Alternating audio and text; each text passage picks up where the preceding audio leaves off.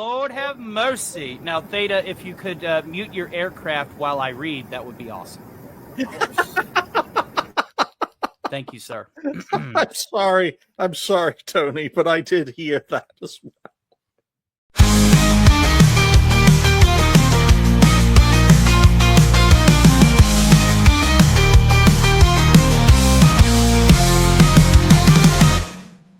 Paramount Blacklist list. Which actors have been reportedly made the list for supporting Palestine? Why does this need to be a thing in movies? Why do the people in this camp cannibalize each other? Just wait till you see some of the names on this list and you'll go, wait a minute, what? What? Paramount reportedly has a blacklist of stars supporting Palestine, risking bans for names like Javier Bardem, Mark Ruffalo, and Joaquin Phoenix. Apparently, Paramount has a blacklist, and stars have been vocal or stood in support of Palestine or on it. According to the report by Variety, the Juggernaut studio responsible for movies like Top Gun has a, quote, list of talent it will not work with, end quote. Why? Why is there a political, why is there political posturing in fucking films? What's the criteria to get blacklisted? Anyone who is deemed xenophobic, homophobic, or overly anti-Semitic could be among those whom Paramount refuses to work with. Back when A-listers signed an open letter calling for a boycott of Israel film instructions, Paramount made its displeasure vocal. The studio released a statement condemning the action for, quote, silencing individual creative artists based on their nationality, end quote, via Variety. In return, film workers for Palestine clarified that their targets are companies and organizations, not individual Israelis.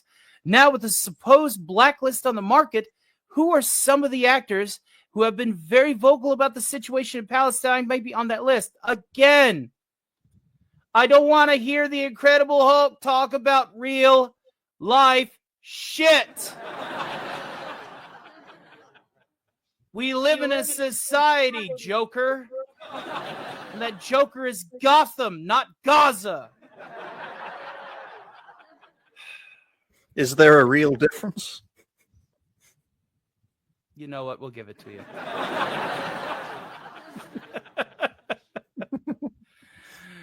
First one on the docket, Javier Bardem.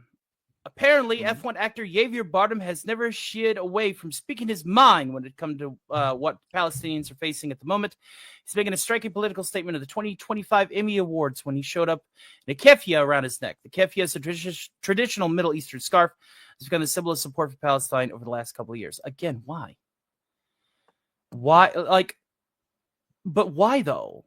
You're supposed to put that on your head, Javier, not around you, not around it. He's still playing the character of Anton Chigurh. No, he's playing Jeffrey Epstein. Damn! That came out of nowhere. If it appeals, I would love to attend one of these sometime. Saturdays are usually available, though this time is some sort of form of regular. Yes. Arcater, if you would like to be a special guest, we will happily reach out to you, my friend, because you're always a hoot to hang out with on a panel. So please do not be a stranger, and we'll definitely scribble you in for certain. We would be happy to have you.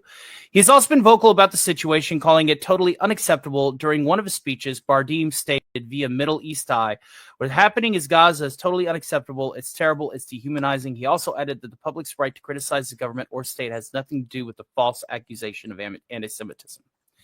Now, this one caught my eye more than anybody else on this list. Because Mark Ruffalo is incredibly left-leaning. He is incredibly liberal.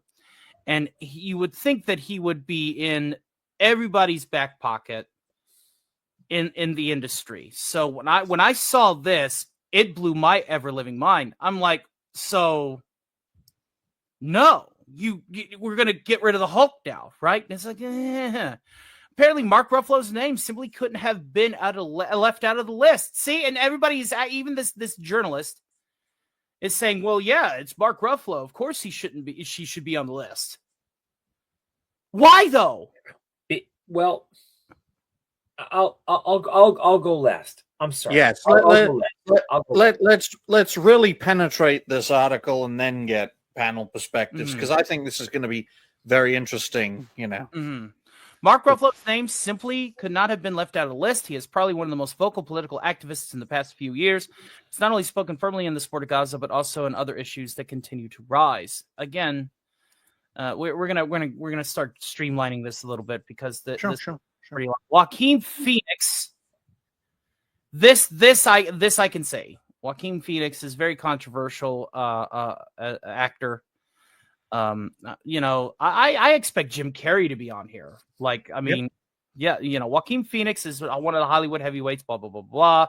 He was in Ben Hania's The Voice of Hind Rajab, a movie about the final hours of the 6-year-old Hind Rajab, who was called Red Crescent Volunteers as Israeli troops allegedly opened fire at the vehicle she was in. Yeah, so he was actually in a film. He was the executive producer of a film that was about this issue, a politically charged war film.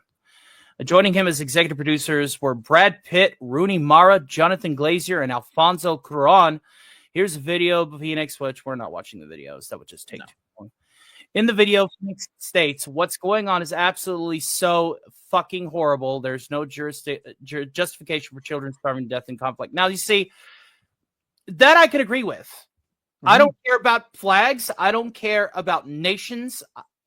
If I see people starving, that needs to be rectified.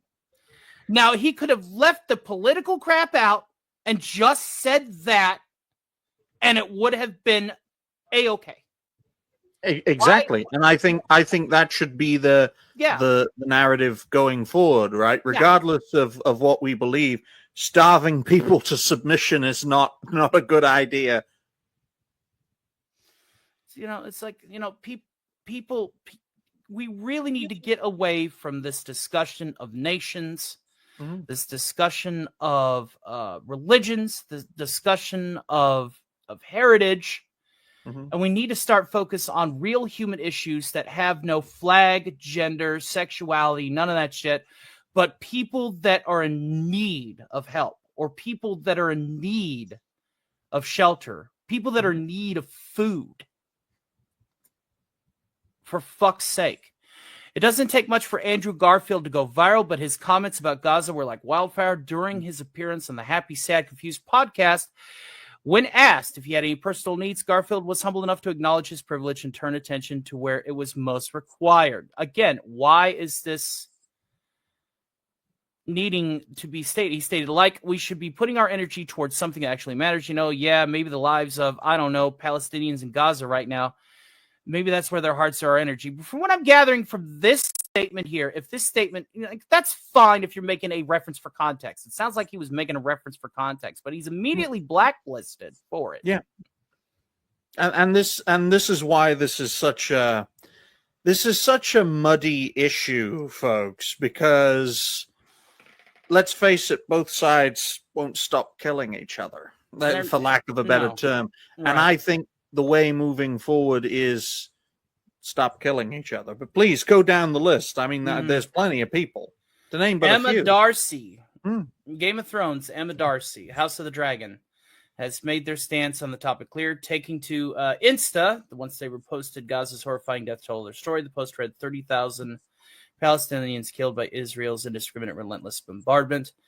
You got to remember, woman, right? Yeah, but you got to remember, Emma, to the people in the Middle East, and the unfortunate truth is that's Tuesday. Yep, that's Tuesday. Yep. That's the horrible thing about this is that's Tuesday. Yep. They do this daily. It's normalized, and it's such a shame that it is normalized. But you've got all those people. If you scroll down, you've got Brian Cox right there, Io Edeberry, Brian Cox, Elliot Page, Emma Stone, Guy Pearce. Joe Allen, Liam Cunningham, Riz Ahmed, Tilda Swinton, Eben Moss Bacharach. Wow.